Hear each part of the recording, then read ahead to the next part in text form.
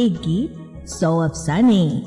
Radio playback India लेकर आता है हर हफ्ते हिंदी फिल्मों के किसी एक गीत से जुड़े कुछ मजेदार किस्से, कुछ रोचक कहानियां। एक गीत 100 अफसाने। Radio playback India. नमस्कार दोस्तों, एक गीत 100 अफसाने की एक और कड़ी के साथ हम फिर हाजिर हैं। नमस्कार कबूल करें संज्ञा का। आज के अंक के लिए हमने चुना है वर्ष 2002 की चर्चित फिल्म सुर का गीत कभी शाम ढले तो मेरे दिल में आ जाना। महालक्ष्मी अय्यर और साथियों की आवाजें, निदा फाजली के बोल और एम करीम का संगीत। कैसे जुड़े एम करीम और निदा फाजली फिल्म सुर के साथ? सुनिधि चौहान की आवाज में फिल्म के अन्य सभी गीत होने के बावजूद उनसे ये गीत क्यों नहीं गवाया गया? महालक्ष्मी अय्यर के चुनाव के लिए किन दो बातों का ख्याल रखा गया और उनका नाम किन्होंने सुझाया? क्यों महत्वपूर्ण था ये गीत फिल्म के लिए? क्यों इस गीत की तुलना ऑर्केस्ट्रा सिम्फनी के साथ की जाती है? जानिए इस गीत की तमाम विशेषताएं आज के इस अंक में। शोध और आलेख सुजॉय चैटर्जी का है। आज इसका वाचन कर रही हैं अर्चना जैन। अभिनेत्री पूजा भट्ट ने फिल्म निर्मात्री के रूप में भी फिल्म जगत को कुछ यादगार फिल्में दी हैं।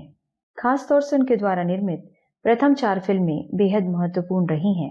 ये है तमन्ना, दुश्मन, जख्म और सुर। इन 4 फिल्मों के साथ जितना नाता पूजा भट्ट का रहा है, उतना ही रिश्ता तनुजा चंद्रा का भी रहा है। तमन्ना में बतौर सहलेखिका, दुश्मन में बतौर निर्देशिका, जख्म में बतौर पटकथा लेखिका और सुर में बतौर लेखिका व निर्देशिका उन्होंने काम किया। लीक से हटकर इन 4 फिल्मों ने तनुजा चंद्रा को फिल्म जगत में एक सम्माननीय स्थान दिलवाया। आज के अंक के लिए जिस गीत को हमने चुना है वह है फिल्म सुर का। इस फिल्म के संगीतकार हैं एम करीम। उनका चुनाव कैसे हुआ उस पर हम अभी आते हैं। उससे पहले एक नजर डालते हैं अन्य 3 फिल्मों के संगीतकारों पर। 1997 की फिल्म थी तमन्ना, जिसके संगीतकार थे अनु मलिक। अनु मलिक और महेश भट्ट का एक लंबा साथ रहा है। फिर तेरी कहानी याद आई, सर, दी जेंटलमैन, नाराज, नाजायज और 1996 में बनी चाहत जैसी फिल्मों में दोनों ने साथ में काम किया। यह सिलसिला 1997 की फिल्म तमन्ना में भी जारी रहा। लेकिन जब 1998 में पूजा भट्ट और मुकेश भट्ट ने तनुजा चंद्रा को निर्देशक लेकर फिल्म दुश्मन बनाने की सोची, तब संगीतकार के रूप में उत्तम सिंह को चुना, जो हाल ही में यानी 1997 में दिल तो पागल है जैसी ब्लॉकबस्टर फिल्म दे चुके थे। 1998 में ही पूजा भट्ट की एक और यादगार फिल्म आई, जख्म। इस फिल्म के लिए संगीतकार चुना गया एम करीम को, जो इससे पहले भट्ट कैंप में 1994 की फिल्म क्रिमिनल में संगीत दे चुके थे, जो एक Telugu Hindi double version film थी। एम करीम ने तेलुगु फिल्मों के संगीतकार के रूप में अपना सफर 1990 में शुरू किया था। फिल्म क्रिमिनल हिंदी में भी बनने की वजह से वे हिंदी फिल्म संगीत के साथ भी जुड़ गए। 1996 में महेश भट्ट की एक और अनोखी फिल्म इस रात की सुबह नहीं का संगीत भी एम करीम ने तैयार किया। फिल्म जख्म भी एक खास और लीक से हटकर फिल्म थी, इसलिए इसमें एम करीम को एक बार फिर चुना गया। इस फिल्म में गीतों, खास तौर से गली में आज चांद निकला की अपार सफलता को याद रखते हुए इसके 3 साल बाद जब पूजा भट्ट ने अपनी अगली फिल्म सुर प्लान की, तब एम करीम को ही संगीतकार चुना, क्योंकि फिल्म की विषय वस्तु ही संगीत पर केंद्रित थी, जिसके लिए एक सच्चे म्यूजिशियन की जरूरत थी। सुर फिल्म में एम करीम को संगीतकार लेने का एक कारण यह भी था कि यह फिल्म एक 10 साल पुरानी 1992 की तेलुगु फिल्म स्वाति किरणम से प्रेरित थी, जिसके संगीतकार थे केवी महादेवन। इसलिए यह भी एक वजह रही होगी कि जब इसी कहानी पर हिंदी फिल्म बनाने की बात आई तो तेलुगु फिल्मों के ही किसी संगीतकार को चुनने का फैसला लिया गया। और क्योंकि तेलुगु संगीतकार एम किरवाणी यानी कि हमारे एम करीम साहब भट्ट कैंप में काम कर चुके थे, उनसे बेहतर भला और कौन हो सकता था जो हिंदी रीमेक के गीत संगीत को न्याय दिला पाते। इस प्रकार एम करीम बन गए फिल्म सुर के संगीतकार।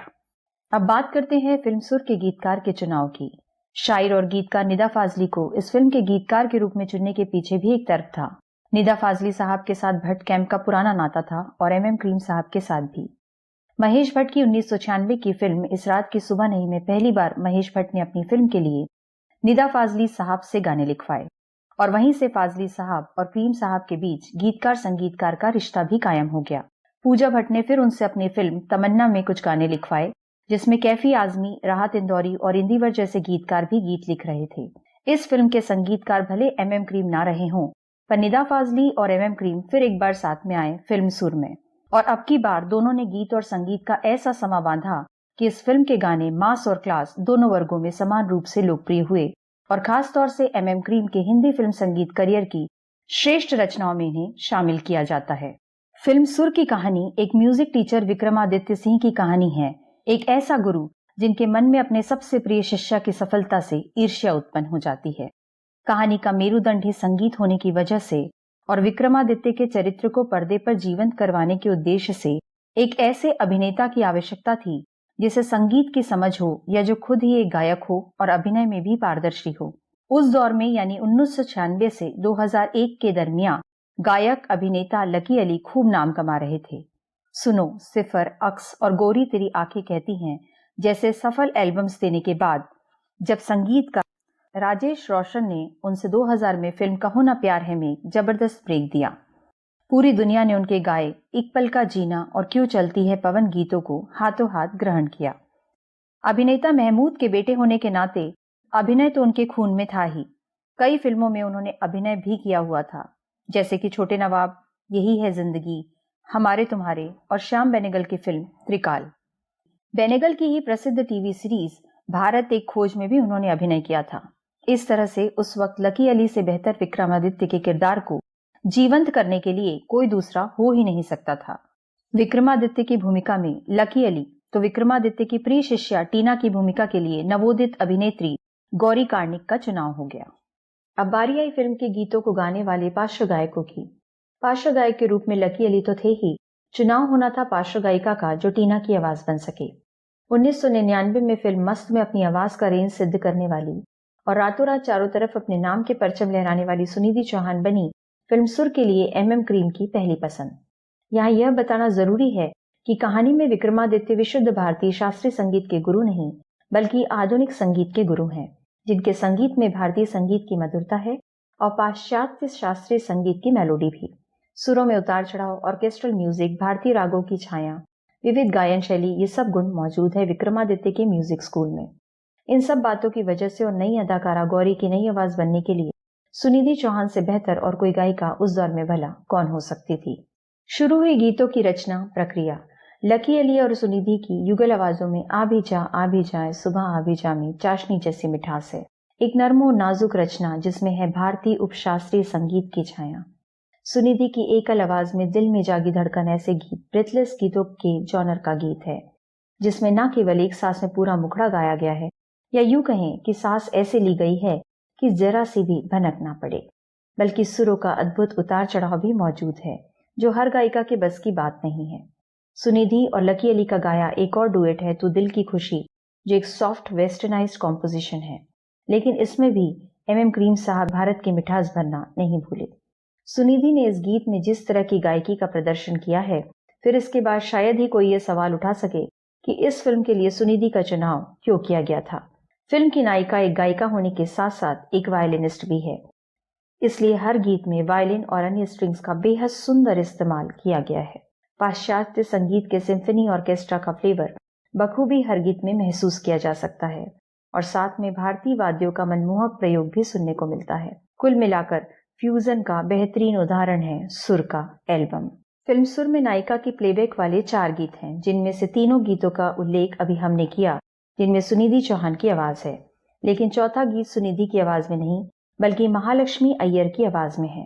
गीत है कभी शाम ढले तो मेरे दिल में आ जाना, कभी चांद खिले तो मेरे दिल में आ जाना।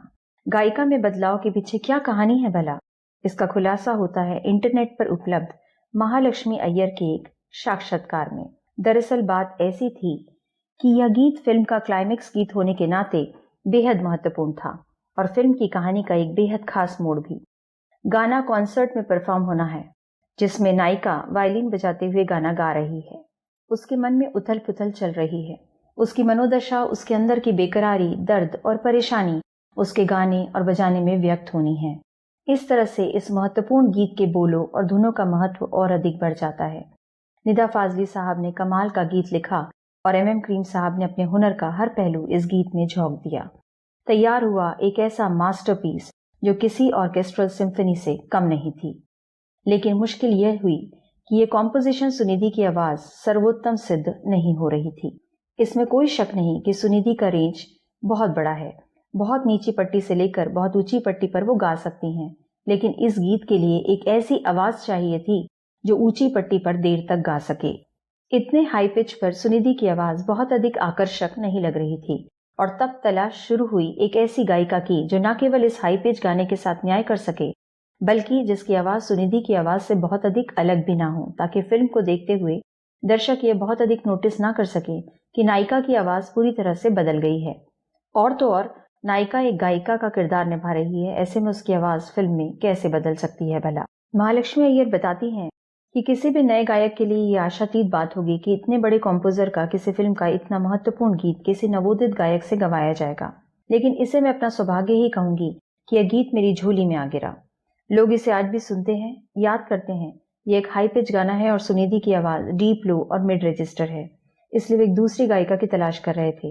निदा फाजली साहब के साथ मुझे इससे पहले एक टीवी धारावाहिक एक टुकड़ा चांद का में काम करने का मौका मिला था, जिसका टाइटल ट्रैक मैंने गाया था। निदा फाजली साहब ने ही मेरा नाम MM क्रीम सर को रेकमेंड किया। फिर शुरू हुआ रिहर्सल। क्रीम सर ने पूरी रिकॉर्डिंग के दौरान मुझे गाइड किया। यह गीत इतना आसान नहीं था, यहाँ तक कि म्यूजिक पोर्शन में भी आलाप लेना था, म्यूजिक को मैच करते हुए। ये एक ऐसा गाना है जिसे रिकॉर्ड करने में पूरे 2.5 घंटे लग गए थे। कभी शाम ढले गीत को एक ऐसा मास्टरपीस गीत माना जाता है।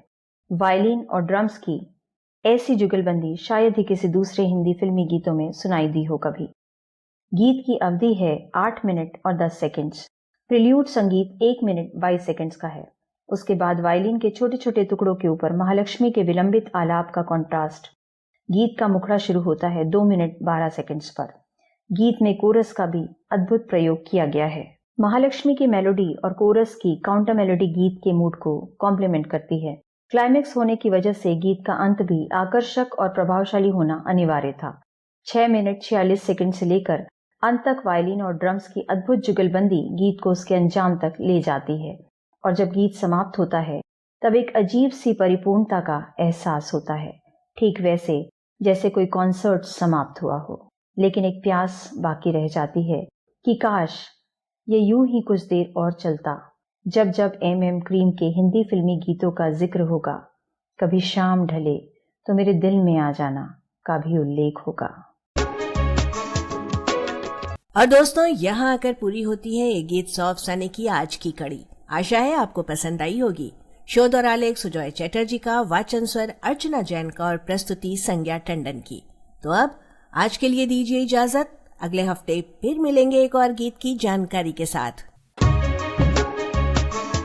एक गीत 100 अफसाने। Radio playback India.